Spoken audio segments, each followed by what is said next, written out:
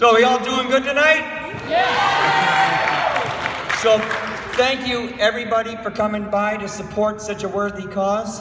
Now it's really quite personal to me. I first joined the Y in 1989 when my son was a year old. And I'll always be grateful for the help they gave me in starting him off on the right foot so early in life.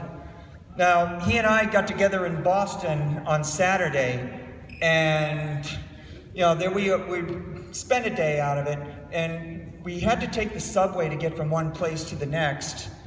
And we're getting to the platform, and the train is pulling away before we can get on. And I get all upset, and he said, "Dad, take it easy. There's another train coming in like 5 minutes." Now, I obviously don't get into the city often enough. A train every 5 minutes. I'm having trouble wrapping my brain around that one. That's almost as often as the hot tub breaks down.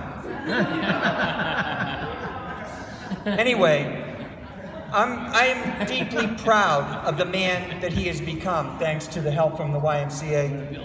Anyway, he's happily married. He's got a beautiful baby. He's in the process of buying a house. He has a great job with a highly prestigious company. Now, there is a slight downside to that last part. His company is so well thought of that everybody he knows has hit him up for a job at some point. Now, he's getting pretty fed up with it. In fact, a couple months ago, he just lost his temper and he went on this rant. I was kind of taken back by it. I mean, you guys should have heard him. "Dad, I'm not going to hire you. Leave me alone." Yeah. But anyway, does anybody in the front row work for somebody young enough to be their son or daughter?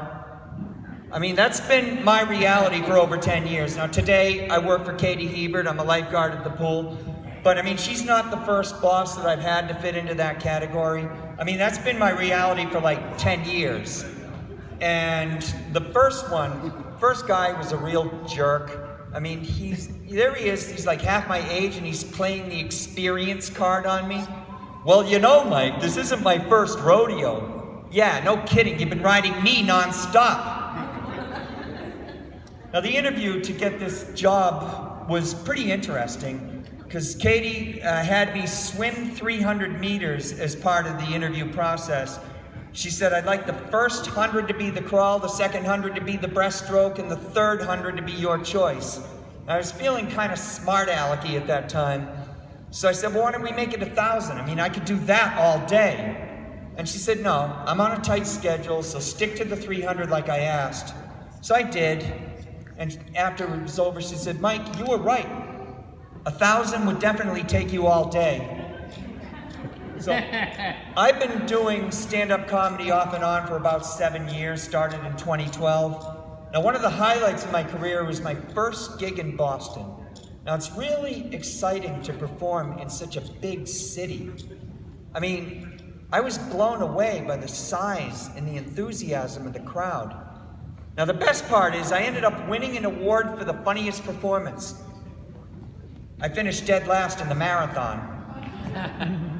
I've run the Boston Marathon several times, but I'm not going to do it anymore. It's just gotten too controversial lately. I mean, there's so many people who want to run it that they can't let everybody in, and so some quality runners end up getting shut out.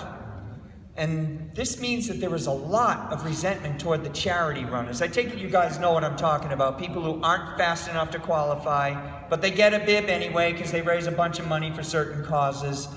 Now, I was a charity runner. I'm not fast enough to qualify, but I still understand the resentment.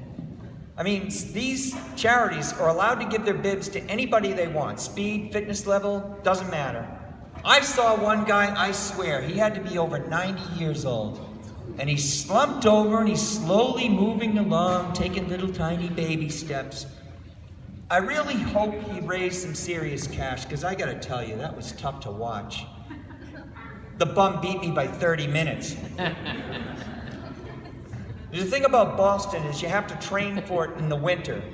Now, I hate winter anyway. Any day now, I'm gonna get that annual notice from the city of Worcester, the one that says, "Now be sure to dig out your fire hydrant after every storm, and don't forget to leave 3 feet of clearance on all sides." 3 feet? Come on, dogs don't need that much room. Anyway, it's just no fun training in the winter. I remember one day, the temperature in Worcester dropped to 20 below zero. Now, the Central Mass Striders, which I'm a member of, canceled its Sunday long run for safety reasons. Now, my training plan called for half marathon distance. So I went out that day and I ran 13 miles. All right, show of hands, how many people think I was a little crazy to do that? Yeah, I get that reaction every time, but I really don't understand it. I was in Florida.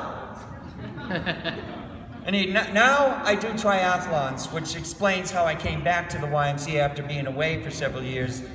About 8 or 9 years ago, I did my first try, and like most newcomers, I had a ton of trouble with the swim, and when I got out of the water, I was all stressed, and I started yelling at one of the volunteers, "I hate my wetsuit! It's supposed to be easy to put on and take off, yet here I am struggling with it. What is wrong with it?" And she said, "Sir, you're wearing it inside out." And of course, the bike ride didn't go a lot better. I finished way in the back. Pretty embarrassing. Didn't pass one guy on that entire ride. Just a few women. And I beat them because they stopped at a yard sale. You know, a couple months ago, I did a fundraiser in Wellesley, and that last joke completely backfired on me. I mean, nobody laughed, they didn't boo, nothing. They just looked at each other really confused, like, "What's a yard sale?"